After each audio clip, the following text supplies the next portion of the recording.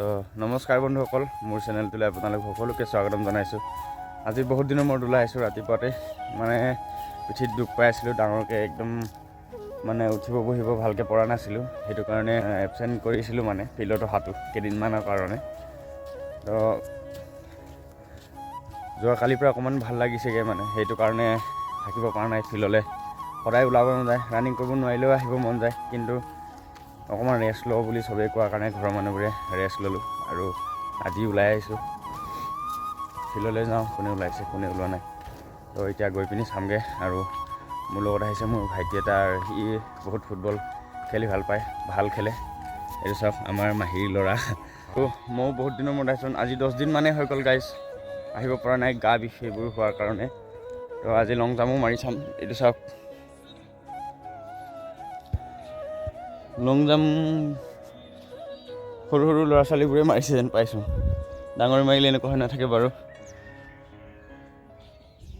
আমাৰ ৰানিং কৰা জেগাটো বন গজি গৈছেগৈ আৰু এইটো চাওক। কষ্ট কৰিবলৈ টাইম আহি গ'ল গাইজ। এতিয়া আৰু কোনো এলাহ কৰিবলৈ নালাগে, বেছিদিন নাই আৰু। সেইটো কাৰণে চবেই কষ্ট কৰক গাইজ।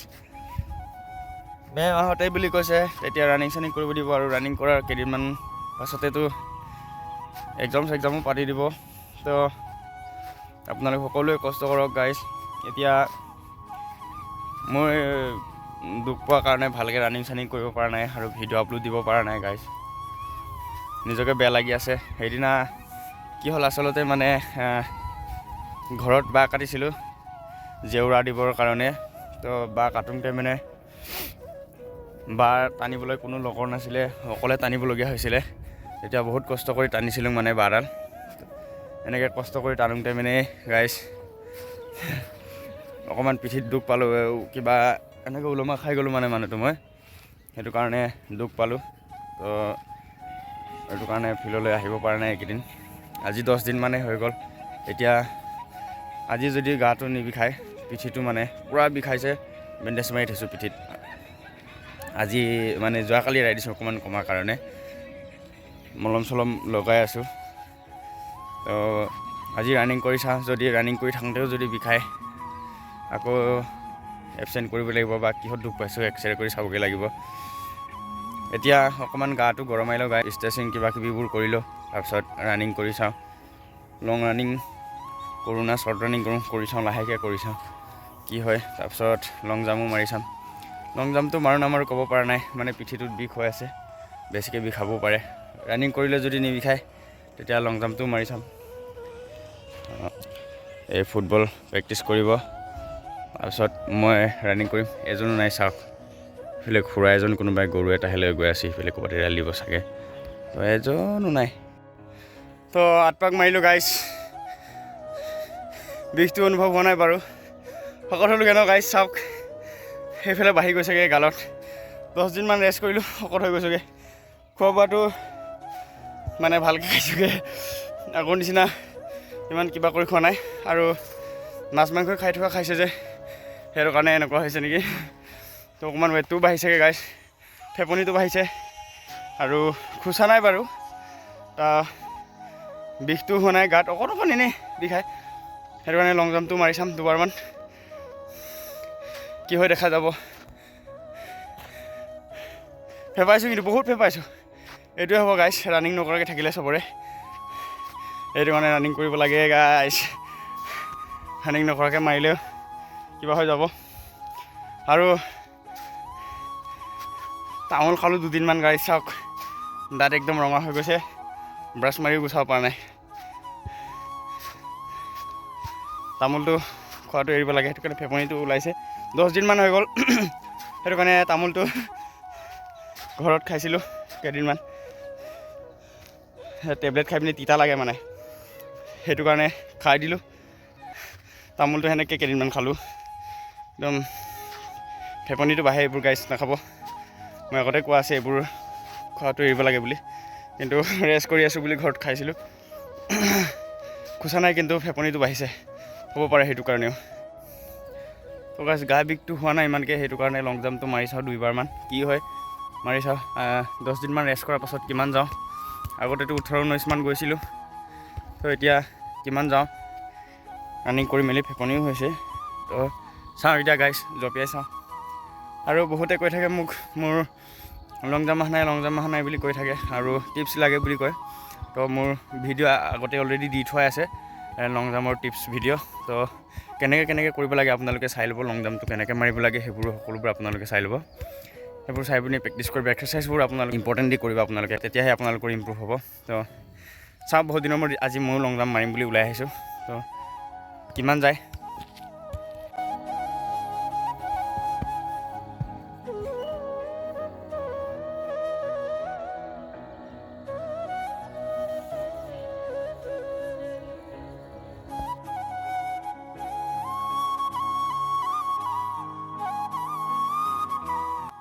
তো গাইজ খালী ভৰিৰে উৰিব পৰা নাই আৰু পিছল হৈ আছে, একদম নিয়ৰ হৈ আছে, টেক অফ ল'ব পৰা নাই, সেইটো কাৰণে উৰিবলৈ পৰা নাই।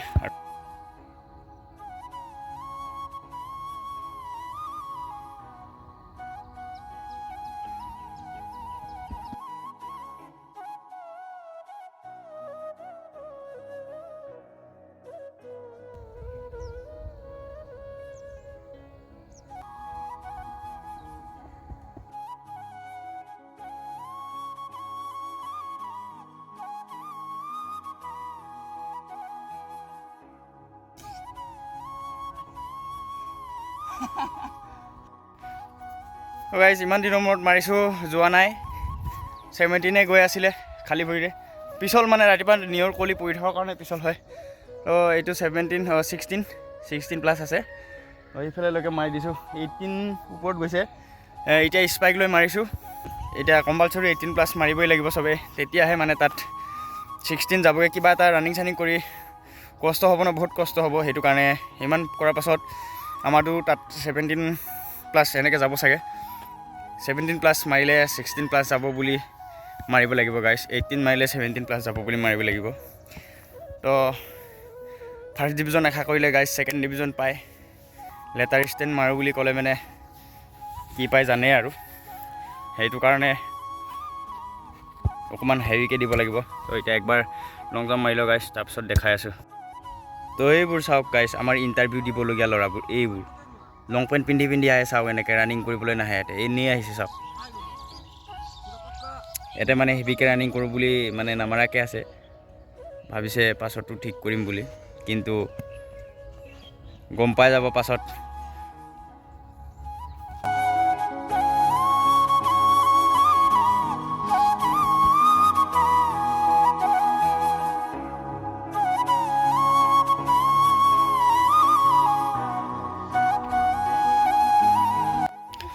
তো গাইছ স্পাইকৰ ফাইদা আছে অকণমান, স্পাইকটো সেইটো কাৰণে মাৰিবলৈ ভাল। সেই মনেশ ভাই স্পাইকযোৰ আনি দিলে, স্পাইকযোৰ লৈ মৰাৰ পাছত অকণমান হ'লেও 1 ফুট হ'লেও পাৰ হৈ গৈছে। নহ'লে বিনা স্পাইকত পিছল হৈ আছিলে, মানে পিছল নহ'লে বাৰু মাৰিব পৰা যায়, কিন্তু স্পাইকটোৰ লগত অলপ হ'লেও প্লাছ পইণ্ট থাকে। সেইটো কাৰণে স্পাইক লৈ মাৰিলোঁ। এতিয়া 18 ওপৰত গৈছোঁ। তো তাকে অকণমান ভাল লাগিছেগৈ, ইমান দিনৰ মূৰত মাৰিও কমা নাইগৈ। তো ৰানিং কৰোঁতেহে অকণমান প্ৰব্লেম হৈছে, মানে ৰানিং কৰোঁতে কি হৈছে, ফেপনিটো বেছি হৈছে, সেইটো কাৰণে ৰানিংটো ভালকৈ কৰিব পৰা নাই। তো গাইছ চশমা এখন পালোঁ, এয়া মনেশ ভাই পিন্ধি আছিলে চাওক, হেভি না। তো আপোনালোক সকলোৱে দি থাকক গাইছ। আজিৰ পৰা কণ্টিনিউ কৰিম বুলি ভাবিছোঁ ফিল্ডলৈ অহা। গা বিষটো ভাল হৈছে, মানে বিষোৱা নাইগৈ, সেইটো কাৰণে অকণমান ফূৰ্তি লাগিছে। তো ভিডিঅ'টো চাই যদি ভাল লাগিলে গাইছ, লাইক কমেণ্ট শ্বেয়াৰ আৰু ছাবস্ক্ৰাইব কৰি দিব, সকলোলৈ শ্বেয়াৰ কৰি দিব। এইকেইটা চাওক ইমান লেটকৈ সেইপিনি মাৰি আছে। তো বাই বাই।